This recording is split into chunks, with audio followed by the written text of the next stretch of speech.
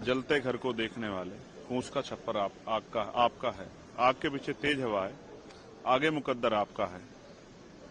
तेरे कत्ल पे मैं भी चुप था, मेरा नंबर अब आया। मेरे कत्ल पे तू भी चुप है, अगला नंबर आपका है। आज जो सिचुएशन है पार्लियामेंट में वो उस तरह की है कि सब लोग देख रहे हैं कि कौन किस तरफ खड़ा है। जैसे कल से चला है कि आर पार, मैं आर पार नहीं कहूंगा कि ये एक ऐसा समय है कि देश में जो कमजोर तबका है वो सबकी तरफ देख रहा है कि आज उनके साथ कौन खड़ा होगा, या कौन सिर्फ उनसे राजनीतिक लाभ चाहता है, या कौन जो है सिर्फ उनसे झूठे वादे कर रहा था, किसको वोट देके वो गुमराह हुए हैं, ठगे गए। ये सब देखने का समय है और पूरे देश का ध्यान आज पार्लियामेंट की तरफ है। मैं शुरू करूंगा उन लाइनों से कि जलते घर को देखने वाले, फूस का छप्पर आपका है। आग के पीछे तेज हवा है, आगे मुकद्दर आपका है। तेरे कत्ल पे मैं भी चुप था, मेरा नंबर अब आया। मेरे कत्ल पे तू भी चुप है, अगला नंबर आपका है। मैं स्पष्ट कर रहा हूं, ये पूरा अमेंडमेंट जो है ये आर्टिकल 13, 14, 25, 26, आर्टिकल 50, आर्टिकल 300 का उल्लंघन है। ये धार्मिक स्वतंत्रता का ऊपर जो है प्रहार है।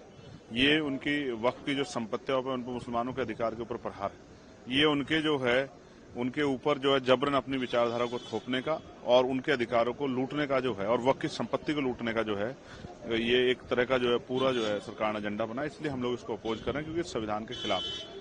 जिस समय देश आजाद हुआ तो इस देश में रहने वाले उन जो हक वंचित समाज है उनमें भी जो कमजोर वर्ग के लोग हैं, जो अल्पसंख्यक लोग हैं, उनके लिए ये तय हुआ था कि उनके सम्मान की और उनके अधिकार रक्षा की जाएगी। लेकिन आज सरकार उनके अधिकारों को कुचल रही है। इससे पूरे देश में जो है और दुनिया में भी चिंता की तरफ से हमारी तरफ देखा जा रहा है। हम कोशिश करेंगे कि अपनी तरफ से पुरजोर तरीके से इस बिल को इसका विरोध करें और उसका विरोध इतना सख्त दर्ज कराएं कि सरकार को इसको वापस लेना पड़े। लेकिन आप लोग लगातार ये कह रहे हैं कि हम विरोध करेंगे, सरकार ये कह रही है कि आप गलत नैरेटिव आप लोग सेट कर रहे हैं। जितने भी विपक्ष के लोग हैं, ना तो ये संविधान के खिलाफ है, नहीं तो इससे किसी को खतरा है, मुस्लिम समाज को बिल्कुल भी खतरा नहीं है, उनके लिए उनके हित में है। तो लगातार सरकार इस बात को समझाने की कोशिश आप ये कह रही हैं कि सरकार कह रही है कि मुसलमानों के हितैषी हैं। तो मैं पूछ रहा हूं कि आपने ऐसा क्या काम किया है जो उनके फायदे में हो? क्या आपने उसके बच्चों को पढ़ने के लिए स्कॉलरशिप दी है?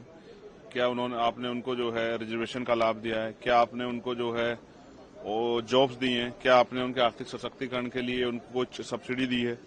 क्या आपने जो है जिस तरह से आपकी सरकारों ने घरों बुलडोजर चलाए, उनको डराने का काम किया, उनके तीज त्योहारों पर जिस तरह का आपने माहौल बनाया, ये सब चीजें स्पष्ट करती हैं कि सरकार इन वर्गों के हितैषी नहीं है।